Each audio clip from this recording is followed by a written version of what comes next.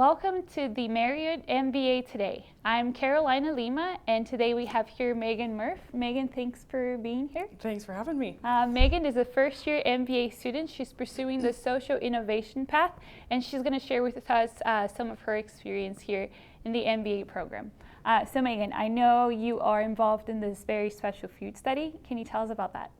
Yes, so a field study is a special opportunity that MBA and MPA students have at BYU to consult with real businesses or real nonprofits on business issues that they would like help with. Interesting. So what was your project? So mine was working with a local nonprofit that brings doctors and dentists down to the Dominican Republic and Haiti, because the founder is from Haiti, and he wants to start up a for-profit business to fund the nonprofit activities.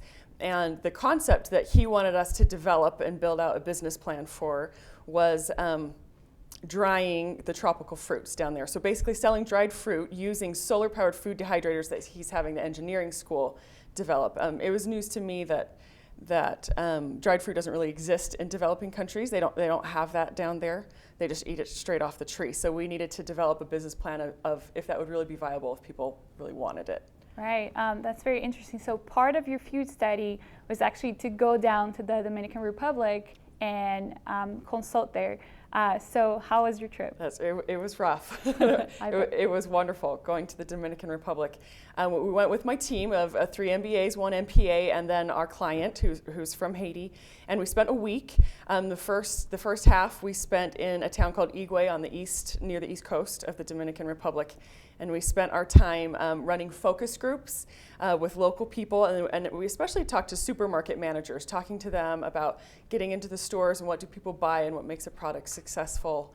And then the second half of the week, we spent a few days in the resorts in Punta Cana exploring that as a potential market, and that was particularly tough. Yeah, I bet. So that's very cool. What were you guys?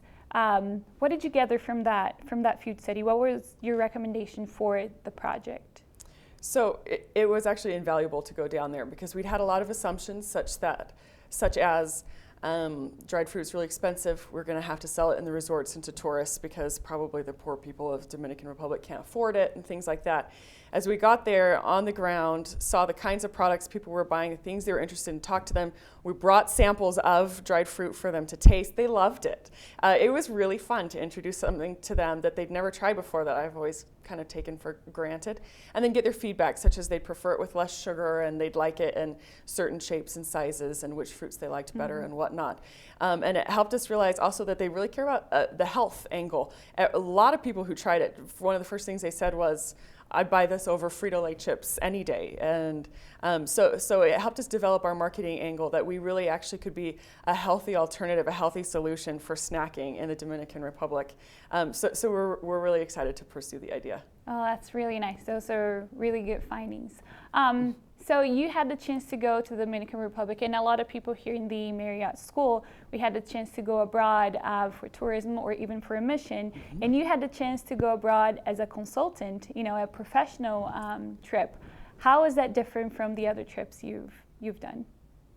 So this was very interview intensive, constantly kind of cold calling and trying to make contacts and then just asking tons of questions and trying to piece together information or figuring out what questions to ask in the first place to discover pieces that we were missing.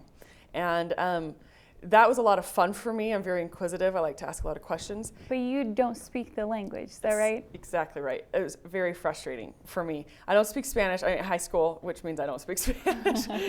And we had a native Spanish speaker on our team and then somebody who'd learned to speak Spanish on their mission. And so they translated for us.